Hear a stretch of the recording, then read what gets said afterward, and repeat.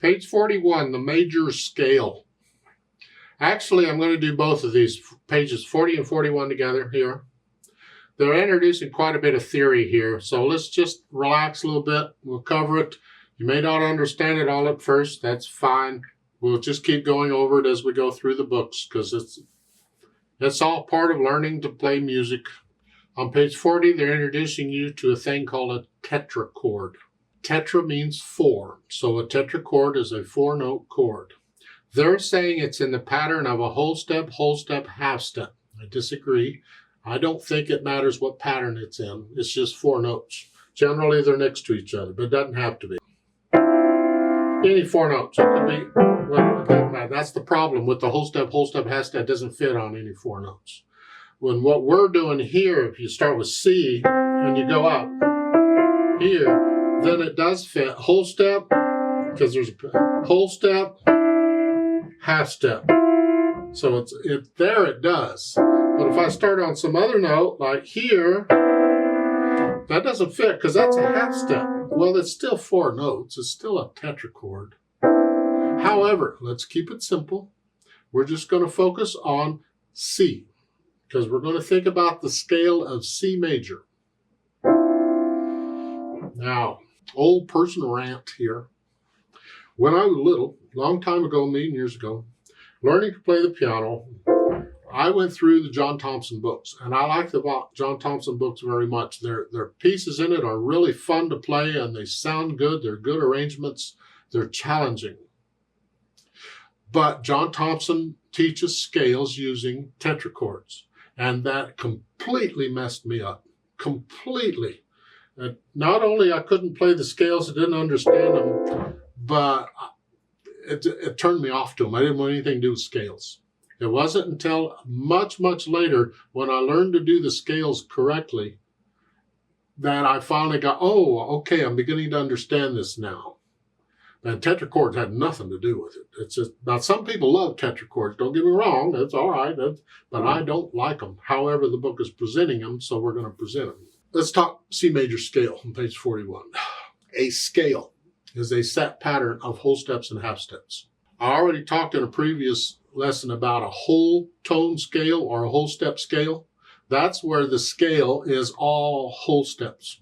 We already covered that in the planets thing.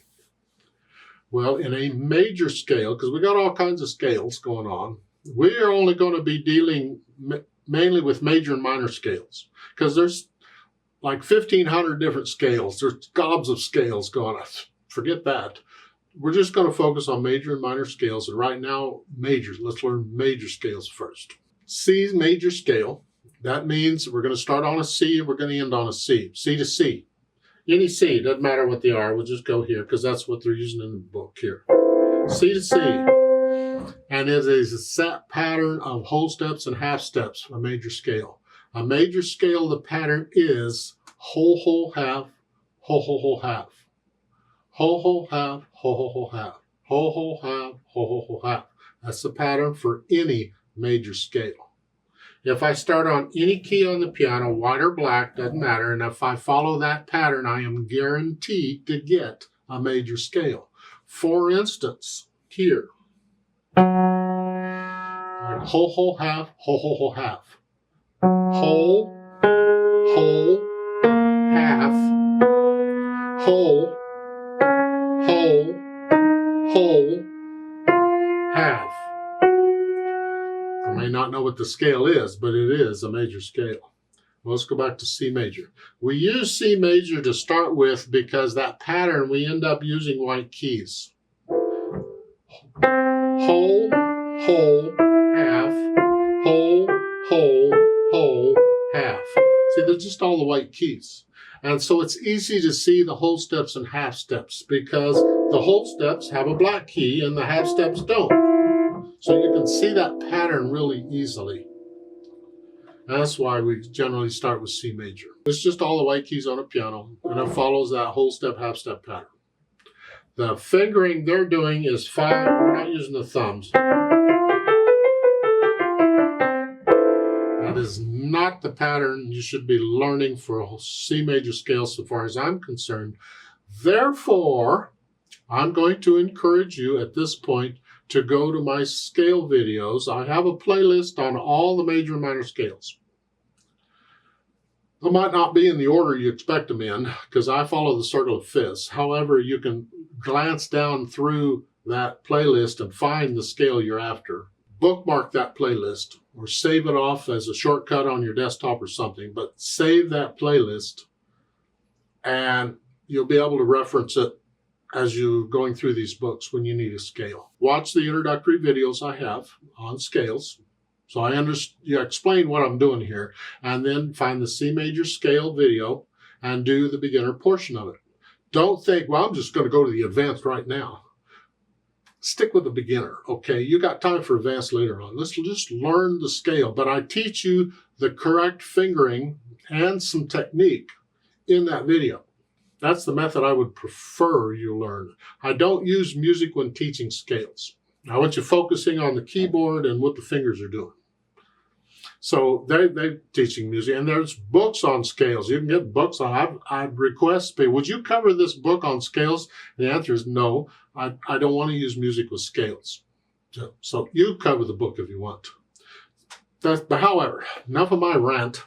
Let's get back to this page 41 thing.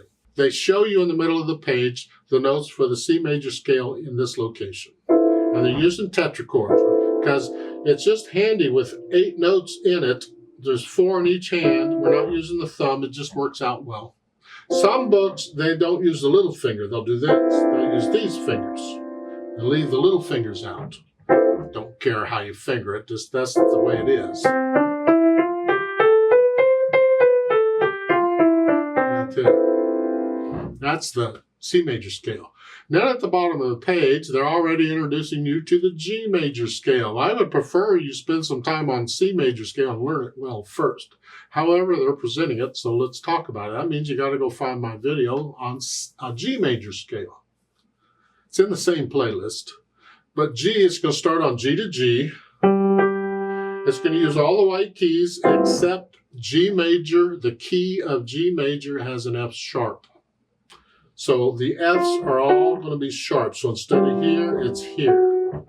Well, if I follow that pattern, ho, ho, half, ho, ho, ho, half, I should get these notes. So it's start here, and it's ho, ho, half, ho, ho, ho, half. See, I do get the F sharp. It works out. So go learn the G major scale too while you're at it. Don't spend a lot of time on scale. You spend a few minutes each day just kind of working on them. Do what I say in the video. I explain it in the videos. But yeah, learn the scales.